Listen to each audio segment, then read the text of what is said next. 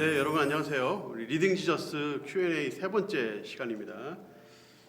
자, 우리 첫 번째 질문인데요.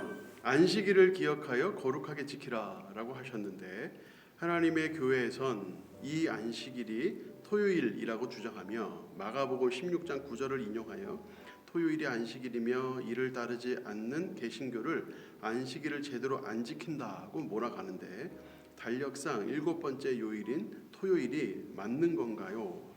주일, 일요일을 예배 드리는 게 맞는 건가요? 이런 질문을 주셨습니다.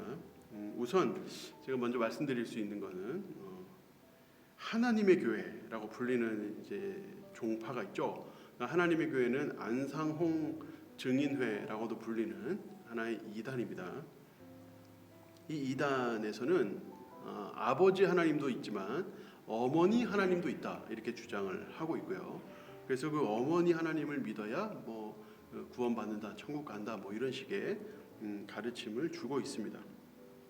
이런 측면에서 우리가 좀 주의해야 되고, 또 이제 하나님의 교회는 이제 구약으로 돌아가고자 하는 그런 어떤 인식들이 있어요. 그래서 6월절도 지켜야 하고 이런 식의 교리들을 펼치는 것으로 유명합니다. CBS 언한 뉴스에서는 하나님의 교회도 신천지만큼 위험한 이단이다 이렇게 보도한 적이 있죠. 그래서 이를 더불어서 한번 생각해 볼 필요가 있고, 또 제7일 안식교라고 여러분 들어오셨나요? 제7일 안식교, 사실 정확한 명칭은 제7일 안식일 예수재림교회라고 불려야 되는데 이 교단도 주일이 아니라 토요일을 지켜야 된다 이렇게 주장을 하고 있습니다. 이 또한 이단입니다. 단순히 이제 이 두 하나님의 교회 또 제7일 안식교가 단순히 안식일만 주장하기 때문에 이단인 건 아닙니다. 그 이후에 여러 가지 이제 문제들이 있기 때문에 이제 이 종파들이 이단으로 규정이 된 것이죠.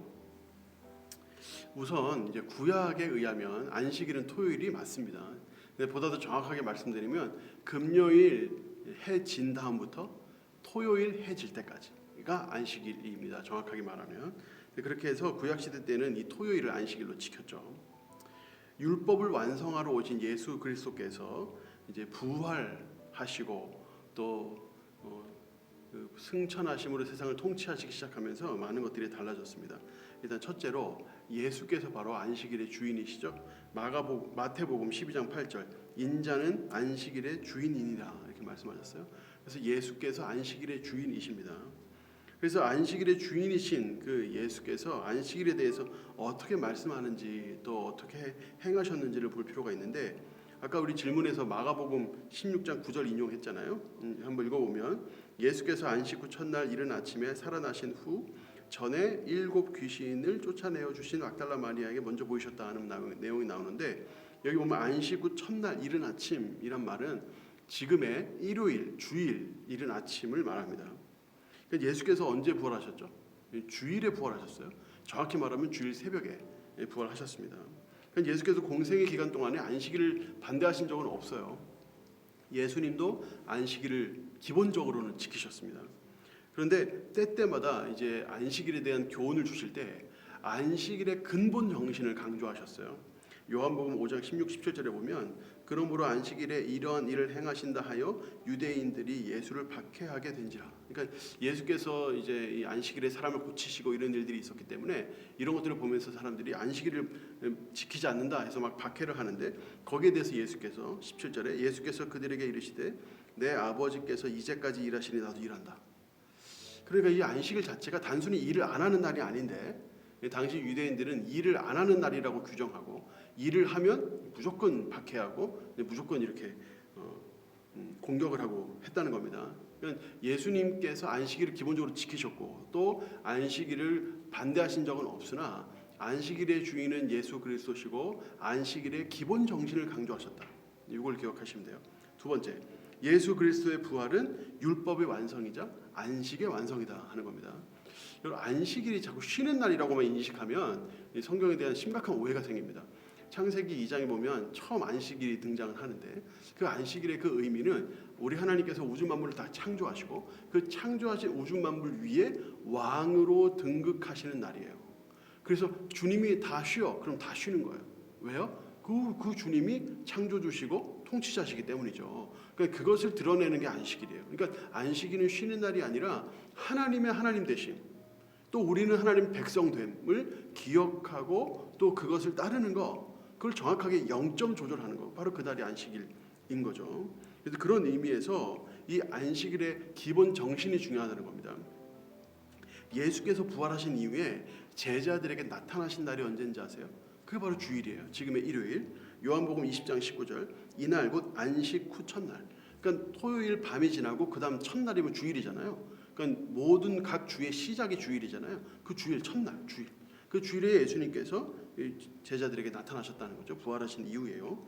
또 사도행전 20장 7절에 보면 바울이 언제 가르쳤는지가 나오는데, 그 주간의 첫날에 우리가 떡을 떼려 하여 모였더니 바울이 이튿날 떠나고자 하여 그들에게 강론할세, 그러죠.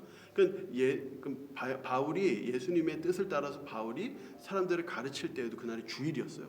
그러니까 주일에 가르쳤다. 그러니까 주일에 회집하고, 그러니까 주일에 모이고, 주일에 예배드리고, 주일에 가르치고 했다는 겁니다, 바울이.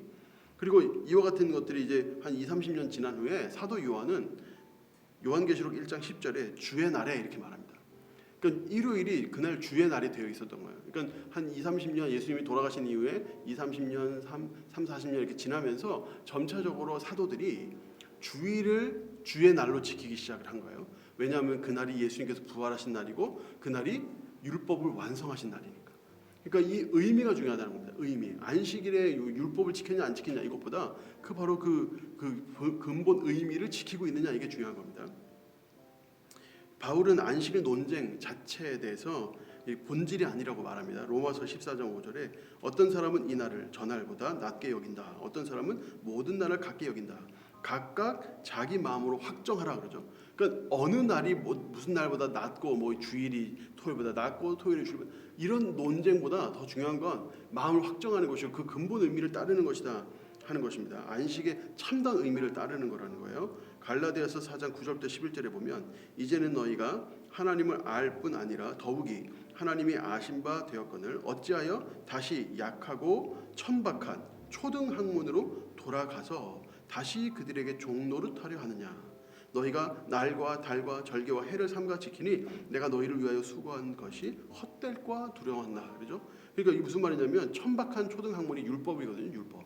자꾸 율법에 매여서 복음 본질을 잃어버리는 것을 이제 바울이 이렇게 경계하고 있는 건데, 그것들 중에 나를 지키고 달을 지키고 절기를 지키고 이런 것들이에요. 그러니까 이런 것들 자꾸 지키니까 내가 너희에게 수고한 것이 헛될까 걱정된다라고 말하잖아요. 그러니까 나를 지키고 이런 보다 그 안식일의 본래 의미가 중요하고 그 본래 의미를 어떻게 지키고 있느냐가 중요하다는 겁니다. 골로새서 2장 16, 17절 그러므로 먹고 마시는 것과 절기나 초하루나 안식일을 이유로 누구든지 너희를 비판하지 못하게 하라. 이것들은 장래일의 그림자이나 몸은 그리스도의 것이니라. 그러니까 그림자를 따르지 말고 본질을 따라라, 그리스도를 따라라, 이런 뜻이고요. 그래서 안식일을 이유로 너희를 비판하지 못하게 하라, 이 말입니다. 자, 주일을 지키는 건 그것은 율법적인 건 아니에요. 그러니까 정확하게 율법적으로 말하자면 토요일을 지키는 것이 맞습니다. 그러나 예수께서 부활하신 그날이 율법이 완성된 날이고 주님께서 안식의 참다운 의미를 우리에게 전달해 주신 날이기 때문에 이제 그 날을 예배하는 날로 지키기 시작을 한 것이고, 그건 사도들 때부터, 초대교회 때부터 사도들이 지켰던 것이고 그 전통을 이어받아서 우리가 지키는 거죠. 그러니까 우리가 율법을 다 지키는 거 아니잖아요. 율법을 100% 우리가 다 지키고 있잖아요. 우리가 6월절을 지킵니까? 7.7절을 지킵니까? 안 지키잖아요. 양을 잡거나 하지 않잖아요. 그러니까 그것이 예수 그리스도께서 이미 십자가에서 이루셨기 때문에 우리 그걸 지킬 필요가 없는 거죠. 그러니까 안식일도 마찬가지예요. 그 의미가 중요하다. 우리가 양을 잡진 않지만 그 양을 잡은 그 의미를 새기잖아요. 마찬가지로 안식일도 그런 의미를 새겨서 주일을 지키면 되는 것입니다. 그래서 이 부분에 대해서 오해가 없으셨으면 좋겠어요. 자, 그리고 이제 민수기에 대한 질문이 나오는데요. 이제 민수기에 대한 질문이 두 가지가 있습니다. 민수기 5장 11절 이하에 아내의 간통을 밝히는 절차에 대해서 궁금합니다. 왜 아내의 간통을 밝히는 절차로 성막 바닥에 티끌을 물에 넣어 저주가 되게 한 쓴물을 마시게 함으로 그 결과로 아내의 간통을 밝히게 하셨나요? 정결과 부정을 확인의 여부가 여성의 몸이 저주를 받지 않거나 받은 것으로 확인하는 것은 인격적인 방법은 아닌 것 같습니다. 그리고 주술적인 느낌도 드는데 이런 생각은 잘못된 생각인 건지 혹시 제가 잘못 이해한 것인지 궁금합니다. 이제 이런 질문을 주셨어요. 일단 이 민수기 5장 11절 이하의 법에 대해서 일단 보다 더 정확한 이제 한마디로 정리를 하자면 이것은 이 여성을 또 가정을 보호하기 위한 법이다. 이렇게 이해하시면 좋을 것 같아요. 당시 남성 중심의 사회에서 억울하게 집에서 쫓겨나는 여성들이 간혹 있었습니다. 그 남자가 이제 여자가 싫어서 여자를 쫓아내기를 원하면 여자가 사회적인 약자이기 때문에 사회적 약자인 여자를 쫓아내기 위해서 어떤 간음의 의심을 자꾸 들어서 이 여자가 지금 밖에서 간음한 것 같다 이렇게 의심을 들어서 쫓는 경우들이 있었다 그래요. 그래서 이 간음에 이 누명을 씌워서 이제 버리는 이런 행태를 막기 위한 그 법이었다. 그러니까 여성을 보호하기 위한 법이었다 하는 것이고요. 만약에 남편이 아내를 의심하는데 그 의심이 혹 물증이 없어서 정확하게 밝힐 수 없는 상황에는 끊임없이 의심하게 되면 가정이 어떻게 되겠습니까? 가정이 굉장히 힘들어지겠죠. 그래서 이 법을 통해서 의심까지 걷어내는, 그러니까 가정을 보호하기 위한 법이다. 이렇게 이해하시면 좋을 것 같아요. 이 의심의 소재는 세 가지 특징이 있는데 첫 번째는 간음이 의심되지만 물증이 없을 때 행하는 것이다 하는 겁니다. 간음을 행한 것인지 정확하게 몰라요. 물증이 없어요. 이제 그럴 때 이제 시행하는 법이다 하는 것이죠. 간음은 확실하게 그 물증이 있으며 그 따로 재판이 없이 바로 그냥 이렇게 죽이도록 되어 있었죠. 두 번째 특징은 재판의 선고는 사람이 하지 않고 하나님께서 직접 하신다 하는 겁니다. 이와 같은 일은 물증이 없기 때문에 사람의 관점에 따라서 잘못 판단할 수 있어요. 근데 잘못 판단하는 이런 상황 속에서 사회적 약자인 여자가 안 좋은 판단을 받을 수도 있겠죠. 근데 그런 측면에서 이 문제는 사람이 판결하지 않습니다. 사람이 판결하면 실수할 수 있기 때문에 주님께 맡기는 거예요.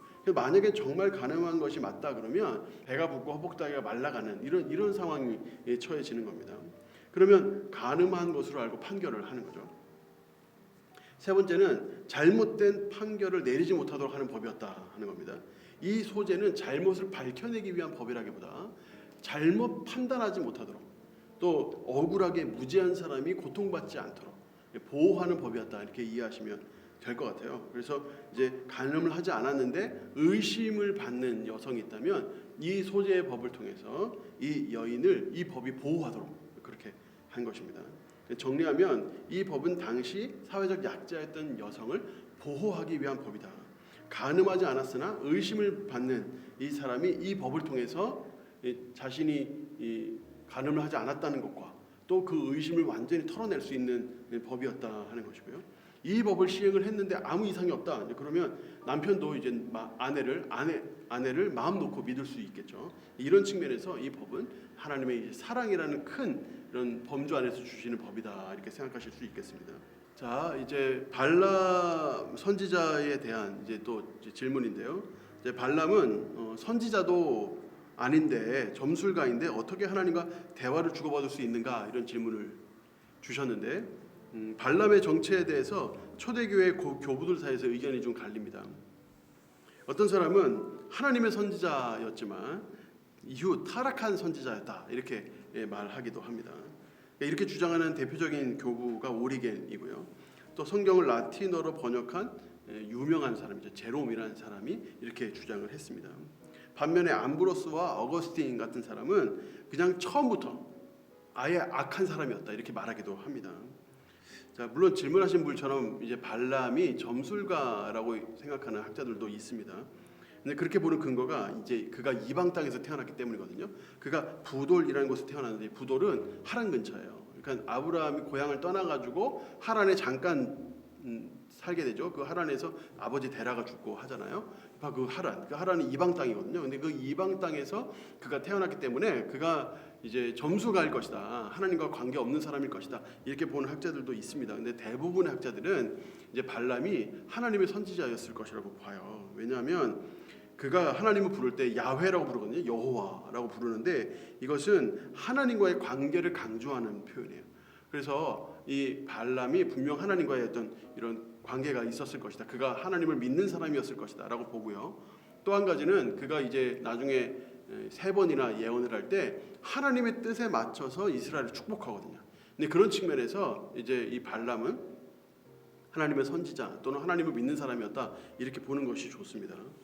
자, 두 번째 질문인데 두 번째 보낸 발락의 요청에 하나님은 발람에게 함께 가라고 하셨는데 민수기 22장 22절에 그가 감으로 말미암아 하나님이 왜 진노하시고 사자를 통해 발람을 죽이려 하시는지 하는 질문을 주셨는데 이제 발람은 이제 처음에는 안 가겠다고 해요. 하나님 가지 말라고 하잖아요. 근데 나중에 하나님이 가라고 해요. 그래서 가거든요. 가니까 이제 나귀가 자꾸 주저주저하고 앞으로 가질 않죠. 왜냐하면 앞에 칼을 든 이제 사자가 앞에 있으니까 가지 못하죠. 그러니까 그런 장면이 나오는데 왜 하나님은 가라고 해놓고 또 막아서시고 또 발람을 죽이려고 하시는가 이제 이런 건데 민수기 22장 12절에 하나님께서 발람에게 가지 말라고 할 때 왜 가지 말라고 했는지가 중요하거든요. 12절에 하나님이 발람에게 이르시되 너는 그들과 함께 가지도 말고 그 백성을 저주하지도 말라 그들은 복을 받은 자들이니라. 그러니까 이스라엘 백성들을 향해서 그들은 복을 받은 자들이기 때문에 저주할 수 없다라고 하나님이 그 이유를 말씀하시는데 발람이 이거를 발락에게 이유를 설명하지 않아요. 보세요. 13절에 발람이 아침에 일어나서 발락의 귀족들에게 이르되 너희는 너희의 땅으로 돌아가라. 여호와께서 내가 너희와 함께 가기를 허락하지 아니하시느니라. 그죠? 그래서 단순히 여호와께서 같이 가기를 허락하지 않았기 때문에 못 간다라고만 말하는 거예요. 그러니까 정확하게 말하면 어떻게 해야 돼요? 하나님께서 이스라엘 백성들을 축복하셨기 때문에 그들은 복을 받은 민족이기 때문에 나 못 간다 이렇게 정확하게 설명을 해야 되는데 그렇게 정확하게 설명을 하지 않는 거죠. 그러니까 왜 발람은 그거를 제대로 설명하지 않았을까요? 왜 들은 대로 말하지 않았을까요? 왜냐하면 발락이 준다고 했던 그 여러 가지 어떤 이권들에 대한 유혹된 마음이 있었기 때문입니다. 그래서 발람이 하나님을 안 믿는 것도 아니지만 그렇다고 발락의 유혹을 탁 뿌리칠 만한 그런 어떤 단호한 믿음도 없었던 거예요. 그래서 이 양다리를 거치는 상황이었다라고 볼 수 있고 그가 양다리를 거친 마음에서 우리 주님이 가라고 하시니까 그냥 옳다구나 하고 막 바로 따라가는 이런 발람의 모습을 보시고 하나님이 진노하시고 지금 네가 가진 생각이 잘못된 생각이다 하는 것을 정확하게 말씀하시기 위해서 나귀의 입을 열어서 말씀도 하시고 또 칼을 든 사자도 세우시고 했다고 우리가 그렇게 해석을 할 수 있습니다. 세 번째 질문인데 또 왜 나귀를 통해 발람을 죽이는 일을 막으시고 나귀의 입을 열어 말하게 함으로 발람이 이 모든 일이 하나님이 하셨음을 깨닫게 하셨는가? 그러니까 2번 문제를 이해하셨으면 3번 문제도 자연스럽게 이해가 되실 거라고 생각을 해요. 하나님께서는 발람의 그 두 마음을 책망하시고 또 잘못되었다 하는 것을 깨닫게 하시기 위해서 이와 같은 상황을 연출을 하신 것이고요. 그래서 이스라엘을 저주하려는 발락의 그 마음이 잘못되었다 하는 것을 정확하게 설명하기 위해서 그렇게 했다 이렇게 이해를 하시면 될 것 같습니다.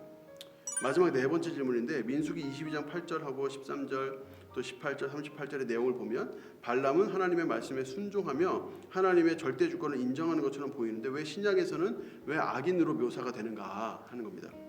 자, 아까도 말씀드렸지만 이 발람이 이 발락이 주려고 하는 이권들 돈이라든가 재물이라든가 이런 것들에 대한 욕심이 있었어요.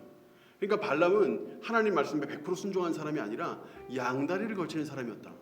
그러니까 하나님 가지 말라 그러면 명확하게 말하고 하나님께서 이스라엘에 복 주셨기 때문에 나 못 간다 명확하게 말해야 되는데 애매하게 말하고 그래서 이 뭔가 이 여지를 남겨두고 또 주님이 가라고 그러니까 쌩하고 가버리고 막 이런 장면들을 보면서 이제 그가 두 마음을 품었다 하는 측면을 성경이 강조하고 있어요. 그러니까 두 마음을 품은 것에 대해서 신약에서는 이제 부정적으로 말씀을 하는 것입니다. 그래서 베드로후서 2장 15절에 부올의 아들 발람의 길을 따르는도다 이렇게 말하죠. 불의의 삭슬 사랑하다가 그러니까 바로 이 발람이 불의의 삭슬 사랑하는 사람이었다 하는 내용들을 말하고요. 또 유다서 1장 11절에도 발람의 어그러진 길로 몰려갔다 하는 말은 안 믿는 사람이 아니라 믿는 사람인데 또 그 하나님 말씀에 100% 순종하지 않고 양다리 걸치고 있으면서 왔다 갔다 하는 사람 이제 그런 사람의 이제 죄를 이제 발람의 죄라고 말하고 발람의 의로운 길이라고 말하는 것입니다. 자, 여기까지 이번 주는 좀 어려운 질문들이 많았네요. 네.